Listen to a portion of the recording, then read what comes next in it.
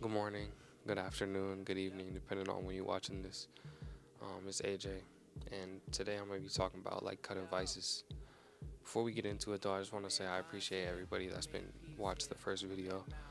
Honestly, I appreciate it so much. All the feedback I got was great and surprising to me, and people reached out that I hadn't heard from in a while. So everybody that reached out, I truly appreciate all of y'all. Seriously, thank you to everyone that watched. I'm gonna keep the video shorter. 11 minutes is a little crazy. Try to be around 5, but today I just want to talk about cutting vices because it's been on my mind so much lately. Um, and before I get into it, I just want to preface it by saying, I've done it all that you could think of. Back when I was a teen and a young adult, I did my fair share of smoking, drinking, partying, having sex, whatever you want to say. I've done it. Acid, crazy stuff. That I'm not proud of, but I did, and so I think it's important to say, moving forward, before I do any more of these videos, some transparency, so y'all know where I'm coming from, and that I'm not this perfect person that you have to listen to. You can take everything I say, with a grain of salt, and hopefully, me speaking on my experiences can save you from, making some bad decisions down the line yourself. So yeah, just getting right into it, talking about vices. It always kind of seems like something crazy has to happen for us to be like, okay, I'm done with it and put it to the side. Um, and vices are hard to kick. I want to look up the definition of a vice. Definition says a moral or wicked behavior, which is pretty fitting for how I'm feeling right now. Um, but anything immoral or wicked that we're doing in our lives, we want to cut off because it's going to be hindering us. You don't really notice it until you do. And then you're like, okay, maybe this is holding me back from my true potential. And that could be any of the vices that I've named already. And, talking about overcoming them is tough, because it's very tough to do.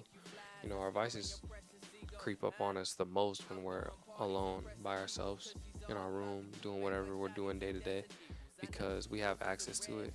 We know where the plug is, we know how to get it, or we have that person, they're knocking on our door, they're calling our phone, or you have that girl who's, easily accessible, or she's always trying to be with you, whatever the case may be. And I'm not talking about your wife when I say this, or your husband, whatever. Um, you know, there's a quote that my bishop said that stuck with me and said, "Don't look at the size of the mountain, but rather the size of God." So sometimes we feel like overcoming this vice is like this crazy thing that's gonna take so long, and to an extent, it is it's gonna take so much time, and throughout time, it never really gets easier. It's always just as tough as it always was to say no. But the biggest thing I can say is, have a community of people that care about you, that can hold you accountable, and that can put you in a different space. Like I said, they creep up on us when we're alone in our room and we can easily get to them. But I challenge you to find something else to do. Find something that's more healthy. You go outside and do something else that takes up your free time. So then when you look back at the end of the day, you're like, okay, I didn't even think of it because my mind is filled with something else more healthy for me.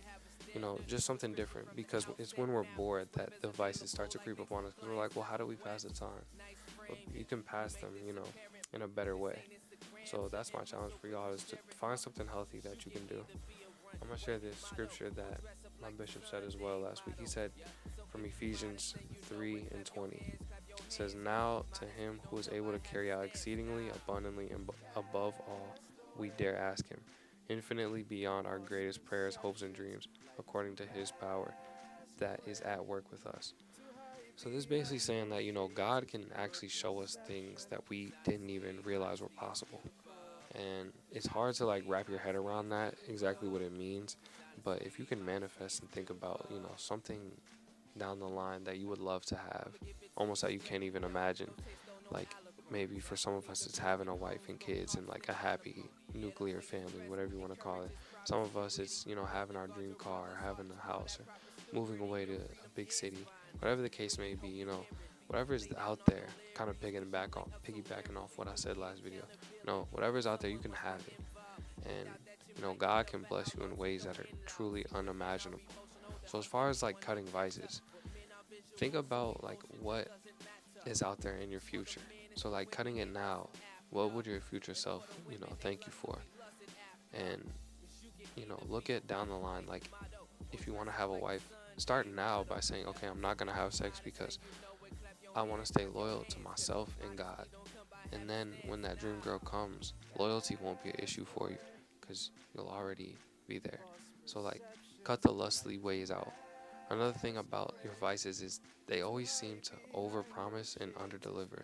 So it's like in the moment you think, okay, yeah, like this is what I want, and this will satisfy me. But then when you're done, it never quite satisfies you how you wanted it to.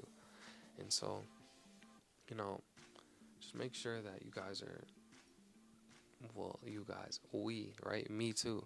You have to find something. You have to find someone that can call you away from those vices and be like, okay, like, we're not doing this. We're going to go out. We're going to go hoop. We're going to go skate. We're going to go learn. We're going to go play guitar. We're going to go do music. Whatever it is, you know what I mean? Find that tribe of people that can hold you accountable. You can find it at a church. You can find it at your school, wherever you have to find it. Go find it. And it's not like they're going to be over your back like, hey, make sure you're not doing that. But that they can just pull you out of those situations where you're alone and most tempted. But yeah, that's pretty much it. For real, this time. I'm not going to hold y'all up all day anymore. No more 11-minute videos if I can.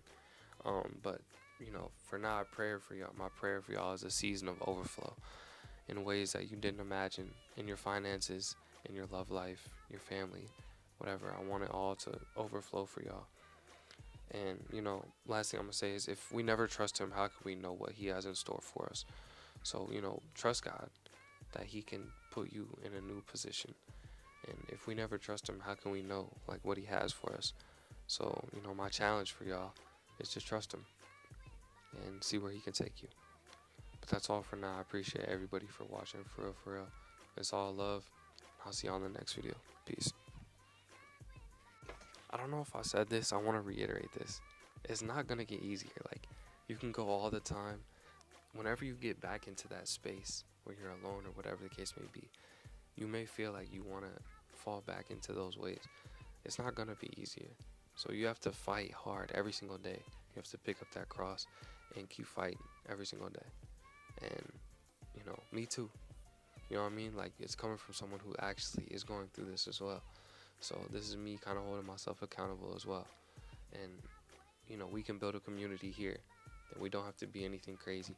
But look, every single one of us can find something that we want to cut out. And we can all hold each other to it. Like I said, it doesn't get any easier. But every day we can make that choice to be better. So let's do it. Alright, now I'm going for real. Peace.